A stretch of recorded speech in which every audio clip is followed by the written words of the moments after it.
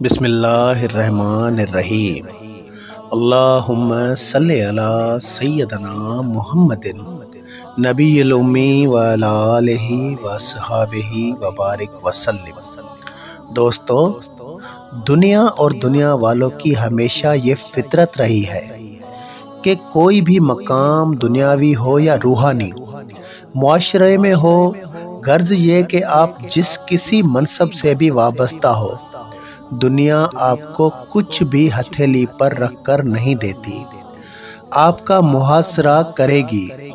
जैसे ही आप शिकस्त खुर्दा की तरह अपने मकसद में पीछे हटें, वो आपकी जगह ले ले। आपने देखा होगा कि जब किसी परिंदे या जानवर को कोई शिकार मिलता है तो उसके सब हम जिन्स उसको छीनने के लिए उसके पीछे भागते हैं। जब वो डर कर अपना शिकार छोड़ जाता है तो वो फिर आपस में लड़ पड़ते हैं।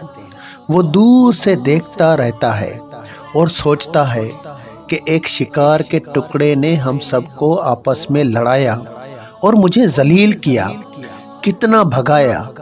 दोस्तों, बात समझने की है। दुनिया में लोगों के मद्दे मुकाबिल आएंगे तो सामना तो होना ही है। दुनिया का कानून ऐसे ही चलता है। ये आपको ना रोने देंगे और ना ही आपके हंसने पे खुश होंगे।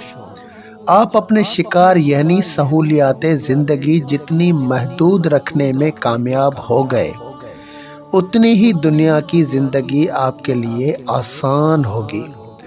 आप फ़कत अपने महबूब के बताए हुए तरीके से उसके मालिक को समझने की कोशिश करें। इस तरह नफ्स भी इतनी आसानी से पकड़ में आने वाला नहीं है। उसको काबू करने का तरीका भी किसी बड़े माहिर और तजुर्बेकार उस्ताद से सीखना चाहिए और उसके दिए हुए फार्मूले के तहत अपने नफ्स का शिकार करना चाहिए। बस दोस्तों, दुरूद शरीफ का फार्मूला इस्तेमाल करें। रास्ते में आने वाली तमाम मुश्किलात इसकी दहशत से भाग जाएंगी इंशाअल्लाह।